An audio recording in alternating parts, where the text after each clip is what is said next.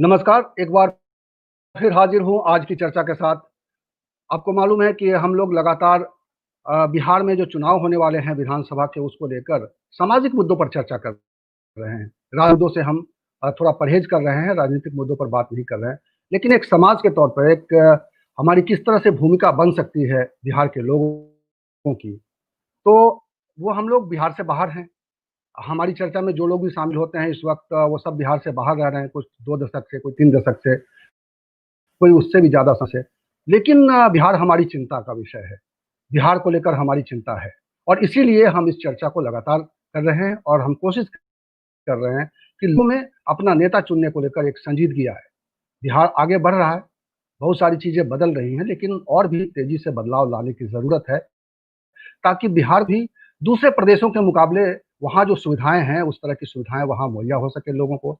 लोगों को पढ़ने के लिए दिल्ली, मुंबई ना जाना पड़े, लोगों को रोज़गार के लिए कहीं बाहर जाने की ज़रूरत ना हो। ऐसे बहुत सारे मुद्दे हैं जो अभी बिहार की जनता को मथ रहे हैं और इस पर चर्चा करने की ज़रूरत है और चर्चा का समय यही है कि हम कोई सरकार चुनें, ताकि इस मसले पर, इन मुद्दों पर तेज़ी से काम हो, ताकि बिहार भी आगे बढ़े, सचमुच आगे बढ़े और लगे कि वह भी दूसरे प्रदेशों की तरह, मुंबई की तरह वहाँ एक बेहतर शहर हो, दिल्ली की तरह बेहतर शहर हो, चेन्नई और हैदराबाद और अहमदाबाद की तरह शहर में जो है सुविधाएँ हों और वहाँ के लोगों का।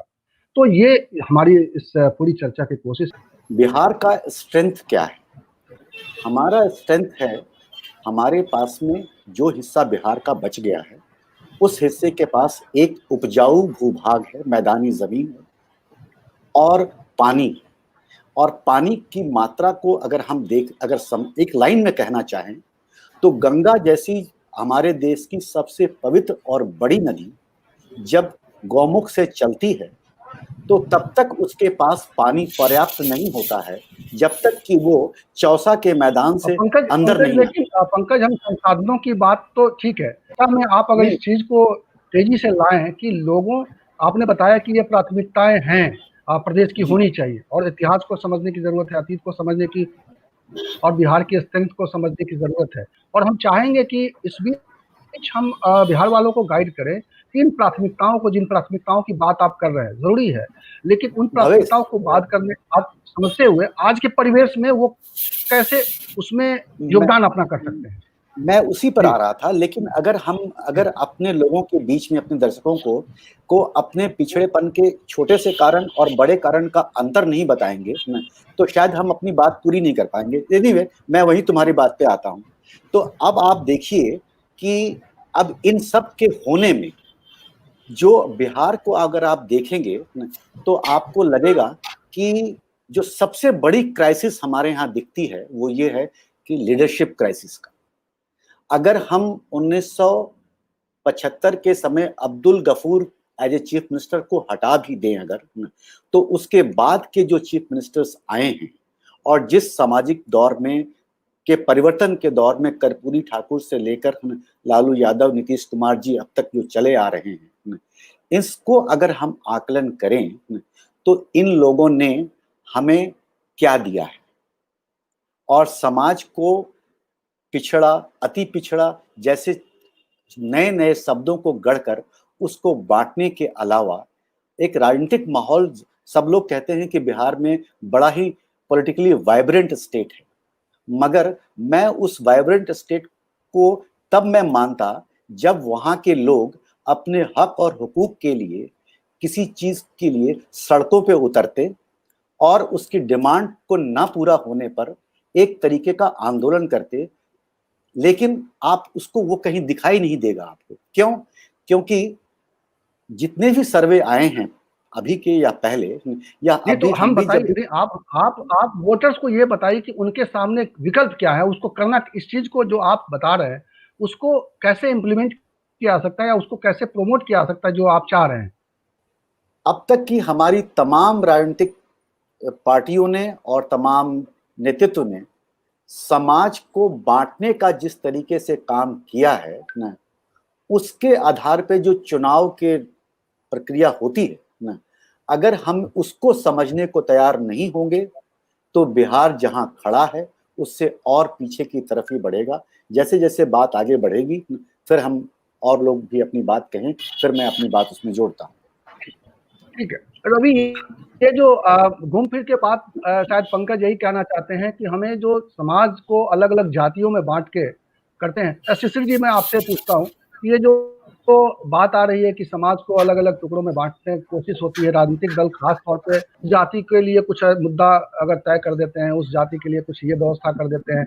आरक्षण भी इसीलिए बार बार जब चुनाव नजदीक आते हैं तो आरक्षण का सवाल उठाया जाता है। तो ये जो समाज को एक तरह से बांटने की कोशिश होती है कि आप अगर हमसे इस बात से खुश रहते हैं तो मैं आपके लिए ये व्यवस्था कर देता हूँ। शायद पंकज यही कहने की कोशिश कर रहे हैं कि राजनीतिक दलों की कोशिश समाज को बांटकर अपने पक्ष में करने की होती है। इससे कैसे बचा जा सकता है? क्या तरीका हो सकता है कि ये सभी समाज एक साथ जुट के और एक दिशा में काम करे? जो पंकज जी ने बात कही वो ऐतिहासिक पृष्ठभूमि में बहुत अच्छी वायबल बात की, सीखने जैसी बात की।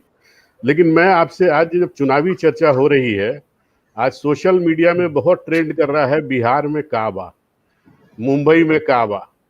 तो जब अभी आप सामाजिक और इसकी बात कर रहे हैं तो राजनीति को इस विकास चाहे इस चर्चा से दूर नहीं कर सकते हैं। और हम लोग राजनीति इसलिए डिस्कस करेंगे क्योंकि बिहार के चुनावों पे बात हो रही है।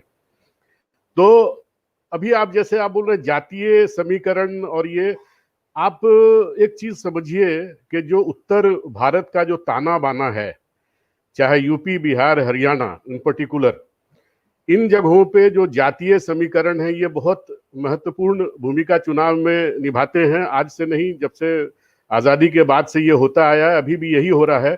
हम आइडियलिस्टिक बातें कितनी भी कर लें विकास की, विकास तो अगर आप आज के परिप्रेक्ष्य में देखिए तो बहुत लोग, अभी हमें आपने बंदिश रखी है, किसी का नाम नहीं लेना चाहिए, तो जैसे बिहार में काबा का मेरे पास एक ही जवाब है, नीतीश कुमार बा। अब नीतीश कुमार क्यों बा सरकार, ये आप समझिए। हम और आप पलायन का शिकार हुए हैं बिहार से, और वो जो पलायन काल था उस समय की राजनीतिक और जो समस्याएं थी, संरचना थी बिहार की, वो भी आपको ज्ञात होगी, जो आज की जनरेशन नहीं जान रही है। मंडल कमंडल, आरक्षण, ये सारा कुछ आया। तो जो उस समय जो बेनिफिट, सबसे इंटेलिजेंट पर्सन था, उसने इसका बहुत अच्छे से बेनिफिट उठाया। उसने एक फार्मूला निकाला, MY। अब MY फार्मूले के आगे सारा विकास का मुद्दा ठप पड़ गया, और आप समझिए 15 साल तक लूट तंत्र चला बिहार में। ऐसा चला कि जनरेशंस मतलब भाग गई, मतलब वापस बिहार जाने की इच्छा नहीं हो रही थी किसी की, सबके बच्चे बाहर जाने लगे। और इसमें आप देखिए, उस लूट तंत्र के पहले बिहार में एक कल्चर था सर, बिहार में एक कल्चर था, एक संस्कृति थी। आप याद कीजिए दुर्गा पूजा, वो 3 और 4 दिन पूरा पटना एक नशे में रहता था सांस्कृतिक कार्यक्रमों के लिए, चाहे लंगर टोली हो, गांधी मैदान हो, बोरिंग रोड चौराहा हो। तो वो जो माहौल था कि लोग रात रात भर कार्यक्रम देख रहे हैं, और बड़े बड़े जितने भी बड़े आर्टिस्ट हिंदुस्तान के थे वो अपने आप को गौरवान्वित फील करते थे बिहार के स्टेज पे परफॉर्म करके, और वो चर्चा करते थे कि जो बिहार में जाके स्टेज पे नहीं गया उसका मतलब उतना सक्सेसफुल नहीं है। और ये चीजें जो आप खत्म हुई, देखिए धीरे धीरे जब लूट तंत्र आया 15 साल के लिए, उसमें ये चीजें बिहार से एबॉलिश हो गई, लोगों का पलायन हो गया, जितने कलाकार थे अच्छे, मतलब वो जो चीजें थी वो खत्म ही हो गई पूरी। लेकिन जब से नीतीश कुमार आए हैं, आप देखिए सुरक्षा, क्राइम पे कंट्रोल हुआ, जो अपहरण, फिरौती, डकैती, आपका लूट, आए दिन आप 7 बजे के बाद घर से नहीं निकल सकते हैं, वो माहौल के टाइम पे हम लोग बिहार से निकले थे। अब आज बिहार जाते हैं तो ऐसा लगता है कि एकदम सेफ सिक्योर हैं और अपने परिवार के साथ रात बिरात घूम सकते हैं।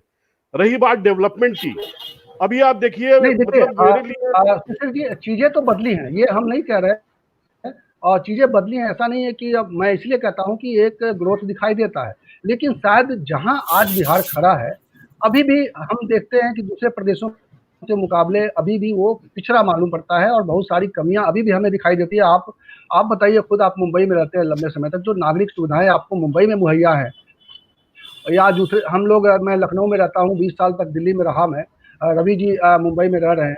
और रवि जी तो इसी प्रोग्राम में पहले दिन जब हमने ये बात शुरुआत की थी तो कहे थे कि बिहार जाने में हमको डर लगता है, अभी भी लगता है। एक सेंस जो है, एक जो मन में घर कर गया है कि बिहार में नारा जरूर है कि बिहार में बहार बा, लेकिन जो एक बाहर वालों की जो फीलिंग है, हाँ नहीं भावेश जी थोड़ा सा आपको इंटरप्ट करेंगे, इसमें मेरी बात अधूरी रह गई। आप जो बोल रहे हैं, आप पैरामीटर देखिए, जो 47 साल में जो बिहार चाहे हिंदुस्तान का जो डेवलपमेंट लास्ट 10 इयर्स में हुआ है, अब ये बातें मैं यहां करूंगा तो लोग मुझे मोदी भक्त और अंध भक्त फला पता नहीं क्या क्या कह देंगे, लेकिन जो चीजें दिख रही है, आप जब बिहार में उस समय भी जो आपका जो स्थान था, जो डेवलपमेंट था, बाकी राज्यों की तुलना में आप कहाँ थे, और आज आपका जो इंफ्रास्ट्रक्चर है वो आज आप उस टाइम से कंपेयर कीजिए, आप कहाँ खड़े हैं। टूरिज्म इंडस्ट्री बिहार में थी ही नहीं। ये नीतीश कुमार का कॉन्सेप्ट था, बुद्धा सर्किट, जैन सर्किट और सिख सर्किट। तो आप जब अब देखिए, आप राजगीर जाइए, नालंदा जाइए, रोड्स कितनी अच्छी है, और आपका जो इंफ्रास्ट्रक्चर की चीजें जो उन्होंने राजगीर में क्रिएट की है, डिफरेंट तरीके के जो पार्क क्रिएट किए, जो आज मुंबई में उसी लेवल का पार्क राजगीर में भी है। रवि जी, आप शिशिर जी के बारे में कुछ कहना चाहेंगे? जो शिशिर जी कह रहे हैं वो एक तरह से सर्टिफाई कर रहे हैं कि नीतीश कुमार बेस्ट हैं, द बेस्ट, इससे अब बेस्ट नहीं हो सकता बिहार के लिए।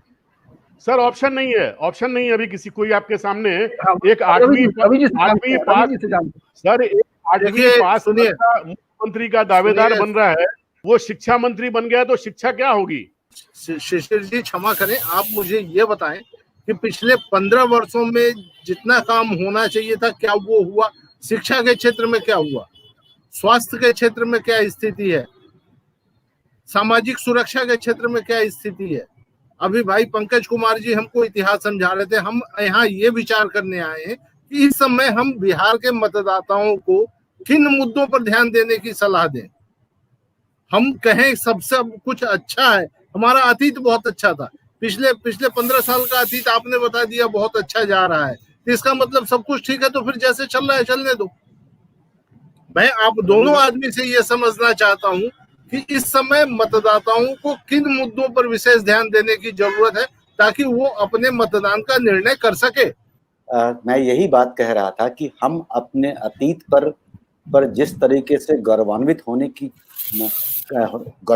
रहे हैं, या नीतीश जी के 15 वर्षों के शासनकाल पे जिस तरह से अपने आप को संतुष्ट होता हुआ दिख रहे हैं, ये कतई सही नहीं है, ये पूर्णतया गलत है।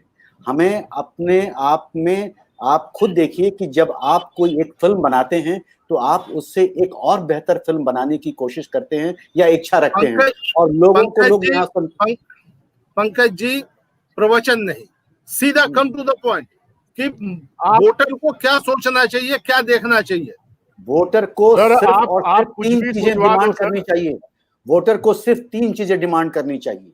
सबसे पहले न कि उसको वहां पे जो शिक्षा की जो व्यवस्था है, और साथ ही साथ उस स्टेट को अपने लोगों को रोजगार देने की ताकत पैदा करने की व्यवस्था और स्वास्थ्य की व्यवस्था, इस 3 चीजों के साथ साथ एक लॉ एंड ऑर्डर की व्यवस्था जो पूरी तरह से चरमराई हुई है, अगर इस 4 डिमांड को उनको रखना चाहिए।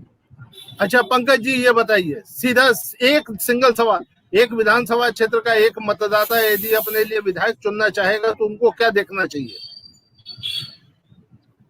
देखिए, सबसे दिक्कत क्या है कि अगर आप व्यक्ति देखेंगे ना, तो बात थोड़ी लंबी हो जाएगी ना, मगर आप उसको व्यक्ति देखेंगे या पार्टी देखेंगे, मेरी समझ से तो उसको व्यक्ति की तरफ देखना चाहिए ना। मगर दिक्कत यह है कि हमारे यहाँ जो पार्टी की व्यवस्था है वो किसी भी तरीके से अच्छे व्यक्ति को भी उस पार्टी का गुलाम रखती है, मगर फिर भी उसको उसके व्यक्ति में देखना की जरूरत है, उसके व्यक्तित्व को देखने की जरूरत है, उसके चरित्र को देखने की जरूरत है, न कि किसी और चीज को देखने की जरूरत है जो आपकी नुमाइंदगी करता हो, आपकी बात के लिए खड़ा होने की कोशिश करता हो। पंकज जी वापस आ रहा हूँ, मुझे ये बताइए कि क्या निर्दलियों के नाम पर उनके व्यक्तित्व पर नजर नहीं डालनी चाहिए, सिर्फ पार्टी के उम्मीदवारों को देखना चाहिए? मैं यही बात कह रहा हूँ कि ये पार्टी की उम्मीदवारी में लोगों को, तमाम नेताओं को बंधुआ मजदूर बना दिया। मैं आपके पास आ रहा हूँ। इस पार्टी सिस्टम ने तमाम नेताओं को अपनी पार्टियों का बंधुआ मजदूर बना दिया गया है। इसलिए अगर आपका उम्मीदवार अगर निर्दलीय भी है तो उसमें उसको ध्यान देना चाहिए और उसको तवज्जो देनी चाहिए, ये परंपरा आगे बढ़नी चाहिए। हाँ शिशिर जी आप बताइए, एक मतदाता को किन चीजों पे ध्यान देना चाहिए? रवि प्रकाश, आप एक चीज समझिए कि मतदाताओं को ध्यान आइडियली उम्मीदवार देख के ही देना चाहिए, लेकिन इस प्रजातंत्र में एक मजबूरी ये है, अगर आप स्थायी सरकार नहीं बनाएंगे तो तोल मोल की राजनीति के चक्कर में तुष्टीकरण के कारण आपके राज्य की व्यवस्था हिली हुई रहेगी। और जहां आती है पार्टियों की बात, कम बुरे से ज्यादा बुरे से कम बुरा चुनना अच्छा होता है। तो अगर मान लो नीतीश कुमार अपने पास में आप ये बताओ सर कि आपके पास अभी जो नेता वहां पे जो दल है, नेता है, जो प्रोजेक्शन है मुख्यमंत्री का, नीतीश कुमार का ऑप्शन क्या है आप बता दो सर। आप उसके बाद चर्चा से आगे करो। नीतीश कुमार का ऑप्शन क्या है? शिशिर जी, मैं किसी व्यक्ति विशेष के नेता चुने जाने की बात नहीं कर रहा हूं। मैं ये समझना चाह रहा हूं आपसे कि आज हमारा मतदाता जो वर्तमान सरकार का विधायक है, यदि 5-5 साल तक अपने विधानसभा क्षेत्र में नहीं जाता है तो क्या फिर भी उस विधानसभा क्षेत्र के मतदाता को, उसी नेता को चुनना चाहिए?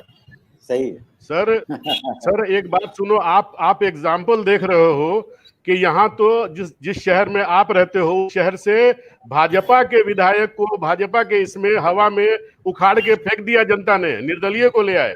लेकिन मेरा ये कहना है कि राज्य में स्थायी सरकार बनना जरूरी है, उसमें किसी दल का बहुमत होना चाहिए, नहीं तो फिर तुष्टीकरण के कारण आपकी एक बात और है, जब हम जी एक बात और है कि अगर हम पहले से तय कर लेते हैं कि नीतीश ही बेहतर है, तो नीतीश के नाम पर हम जो नीतीश की पार्टी से या भारतीय जनता पार्टी जिसके साथ उनका अलायंस है, उससे जो भी गुंडे मवाली जो भी वो लोग खड़े कर देते हैं, तो उनको हम अपना भाग्य विधाता बना लें और नीतीश के नाम पर उनको भी जिता दें। मुझे लगता है ये पॉलिसी ठीक नहीं रहेगी। हमें अपने इलाके में हर आदमी अपने इलाके में देखे कि वो बेहतर नेता चुन सकता है कि नहीं। अगर मुझे लगता है लीडर हो सकता है कि कई बार लीडर अच्छा होता है, लेकिन वो उस पार्टी ने अच्छे कैंडिडेट नहीं उतारे हैं और आपके इलाके में तो कतई नहीं उतारे हैं, तब उस समय हमारा क्राइटेरिया नहीं होना चाहिए कि हम इसको जिता देंगे तभी नीतीश मुख्यमंत्री बन पाएंगे, इसको हरा दिया तो हो सकता है तेजस्वी बन जाएगा। तो ये चिंता नहीं होनी चाहिए। मुझे लगता है ये क्लियर करिए आप लोग। नीतीश अच्छे मंत्री तो हो सकते हैं। इसमें एक बात और है कि मतदाता को राजनीतिक दलों पे ये दबाव डालना चाहिए कि भाई ये उम्मीदवार हमारे इलाके में नहीं चलेगा, आप दूसरा उम्मीदवार लेकर के आओ, उम्मीदवार बदलो। रवि प्रकाश जी, एक एक्सपेरिमेंट तरीका यही हुआ ना रवि कि हम उसको हरा दें। पंकज बोलिए। नहीं हरा नहीं दें, हम पहले ही बोल दें कि भाई ये नहीं चलने वाला है, दूसरा आदमी लाओ। मैं सिर्फ छोटी-छोटी 2 बात कह रहा हूँ। अभी तक देखिए ना, अभी नामांकन की प्रक्रिया शुरू हो गई, अभी कैंडिडेट तय नहीं हुआ, नामांकन 4 लोग कर देंगे, चलो तुम चारों। देखिए पॉलिटिकल सिस्टम को समझिए कि आज से नामांकन बिहार में शुरू हो गया और सभी जिनका टिकट फाइनल नहीं हुआ कह देंगे आप 2 लोग दावेदार हैं, दोनों लोग नॉमिनेशन कर दीजिए और जिसका टिकट फाइनल होगा तो वो विड्रॉ कर लेंगे। तो अब पॉलिटिकल आज की डेट में तो सीट शेयरिंग फाइनल नहीं हुई है। आज की डेट में सीट शेयरिंग फाइनल नहीं हुई है सर। मैं रवि जी और शिशिर जी दोनों की बात का 2 लाइन में जवाब देता हूँ। पहली बात तो ये है कि शिशिर जी जिस तरीके से बात कह रहे हैं, मुझे नीतीश जी से कोई परहेज या उनका कोई ना कोई परहेज है, ना बैर है, ना मित्रता है ना। लेकिन मैं सिर्फ इतना कहूंगा कि अगर एज ए वोटर हम अपने आप को किसी ऐसी जगह ऑप्शन लेस कर देते हैं, तो उससे इन तमाम राजनीतिक पार्टियों का जो माथा है ना, वो कुछ ज्यादा ही खराब हो जाता है। और इतने बड़े करोड़ की आबादी में ना हम अपने आप को ऑप्शन लेस बना दें, ये उचित नहीं। दूसरी बात ये, अभी रवि जी ने कहा कि उम्मीदवारों को के बारे में, तो आपको ये बता दें कि एक छोटे से एक्सपेरिमेंट के तौर पर औरंगाबाद, मैंने चूंकि हम लोगों का बहुत से तरह का काम रहता है, तो औरंगाबाद ऐसे शहर में एक एक्सपेरिमेंट की जा रही है, कामयाब होगी कि नहीं मालूम, जिसका नाम हमने दिया है लोक उम्मीदवार। यानी कि जनता के द्वारा चुना हुआ व्यक्ति उम्मीदवार होगा। वो एक तरह का एक्सपेरिमेंट करने की कोशिश कर रहे हैं हम लोग। दरअसल वो औरंगाबाद के एक शहर में एक छोटे से गांव में एक डैम बनाने की कोशिश की गई थी। उस डैम में एक मोची ने बहुत महत्वपूर्ण भूमिका अदा की थी ना, और उसने अपने जीवन का सब कुछ दे दिया था, और लोक उम्मीदवार के कॉन्सेप्ट के तौर पे उसको खड़ा किया गया है ना। मैं सिर्फ रवि कुमार जी की बात को ये बताने की कोशिश कर रहा हूँ कि एक परंपरा है जरूर जिसमें कि लोक उम्मीदवार को जारी करने के तरीका है। अगर आप कॉन्स्टिट्यूशन को भी ठीक से उलट कर देखें तो पार्टी या पंथ जो है वो उस तरीके से डिफाइंड नहीं है, मगर प्रिवेल हमारे यहाँ ये करता है ना। मगर कहीं ना कहीं, कभी ना कभी, किसी न किसी जगह पर एक बार सिस्टम में कुछ न कुछ बदलाव या सेंध करने की जरूरत पड़ती है। शुरुआत कब होगी और कहां से होगी ये तो मैं नहीं कह सकता। मैं आइडियलिस्टिक बात नहीं करता हूं, मैं प्रैक्टिकल बात करता हूं। प्रैक्टिकलिटी ये है कि आज नीतीश कुमार ठीक है, बुरे होंगे जो भी बोलो, लेकिन आज जो बिहार में ऑप्शन है, ज्यादा बुरे से कम बुरा अच्छा, और उनके अलावा कोई दूसरा ऑप्शन नहीं है। जनता को फैसला लेना है। पहले 15 साल, बाद के 15 साल, वो जनता बहुत विवेकशील है, वो निर्णय ले लेगी। लेकिन मेरा जो ये कहना है कि आज जो विकास की बयार, आप ठीक है मुंबई जैसा नहीं बना, पेरिस जैसा नहीं बना, लेकिन बिहार पहले से बहुत बेहतर हुआ है, और ये बात से कोई डिनाई नहीं करेगा। लूट तंत्र खत्म हुआ है, गुंडागर्दी कम हुई है। आज पटना जाने में डर नहीं लगता है। एयरपोर्ट से आप चले जाइए महेंद्रू, कोई छीन छोड़ करने वाला नहीं है। अपने फैमिली के साथ इज्जत से घर जा सकते हैं। तो मैं आप सभी लोगों को बस ये बोलना चाहता हूं कि अगर आपके पास में नीतीश कुमार का कोई ऑप्शन है तो आप जनता को कृपया बता दें कि जनता अपने विवेक से निर्णय ले ले। आप बार बार नीतीश कुमार का ऑप्शन क्यों ढूंढ रहे हैं? रवि जी, मेरे पास समय बहुत कम है, अब रवि जी आखिरी बात कर दें। मैं ये कह रहा हूँ कि मुझे हम लोगों को किसी का ऑप्शन नहीं देखना चाहिए कि कौन है और किसके बदले में किसको आना चाहिए। हमारा ये मत था कि हम मतदाताओं को ये समझे कि अपने विवेक से निर्णय लो, देखो कि कौन सा उम्मीदवार तुम्हारे काम का है, तुम्हारे लिए कुछ कर सकने की ताकत और क्षमता रखता है, उसकी क्या सोच है, उस हिसाब से तय करो। सरकारें बनेंगी, बिगड़ेंगी, बहुत होगा। एक सरकार को बहुमत नहीं मिलेगा, 3 बार नहीं मिलेगा, चौथी बार में एक अच्छी सरकार बननी शुरू हो जाएगी। पूरे चुनाव प्रक्रिया को बिहार में बदलने की जरूरत है, और बिहार ही शुरुआत करेगा तो पूरे देश में चुनाव बदलेगा। चाहे वो जयप्रकाश नारायण के आंदोलन से लेकर के या नमक का आंदोलन की नील का आंदोलन देख लीजिए, हर सारे आंदोलन बिहार से शुरू होते हैं, सारे प्रयोग बिहार से शुरू होते हैं। हम बिहार के लोग ये कह दें कि हमारे पास विकल्प नहीं है, हम प्रयोग करेंगे और कुछ नई चीज लेकर के आएंगे सामने। धन्यवाद भवेश जी, आपने मौका दिया, अवसर दिया बोलने का, बहुत बिल्कुल। मैं अब इस कार्यक्रम को समाप्त करता हूं, और बहुत अच्छी चर्चा हुई आज, बहुत बिल्कुल एक तरीके से जोरदार चर्चा हुई। एक दूसरे के पक्ष को लोग समझ रहे थे और उसका विरोध भी कर रहे थे, लेकिन कुल मिलाकर हम इस मंच से यही कहना चाहते हैं कि लोग अपने विवेक का इस्तेमाल करें। नया बिहार बनाना है तो रिस्क भी लेना पड़ेगा, आपको जोखिम लेना पड़ेगा। आप सिर्फ एक चेहरे पर भरोसा करके किसी प्रदेश की तस्वीर के साथ जो है न्याय नहीं कर पाएंगे। आपको अपने क्षेत्र का व्यक्ति देखना पड़ेगा कि आप अपने क्षेत्र में अच्छे उम्मीदवार जिताकर भेजें, और वो उम्मीदवार फिर ऐसे सभी लोग अगर सोचेंगे तो मुझे लगता है एक ऐसी सरकार बनेगी जो अस्थायी भी होगी, जो संवेदनशील होगी, और जो प्रदेश की संभावनाओं को नई दिशा में ले जाएगी। और आखिरी तौर पर इस चर्चा को मैं आगे भी जारी रखूंगा, लेकिन मैं सबसे एक विनम्र अनुरोध करना चाहूँ कि इस चर्चा को अगर आप समझते हैं कि सामाजिक भूमिका इसकी कुछ बन सकती है, तो इस वीडियो को आप अधिक से अधिक लोगों तक फैलाएं, ताकि एक नए बिहार के सृजन के बारे में कुछ विकसित हो सके और लोग ये समझ सके कि हमें नया बिहार बनाने के लिए कुछ नया प्रयोग करना पड़ेगा। बहुत बहुत धन्यवाद।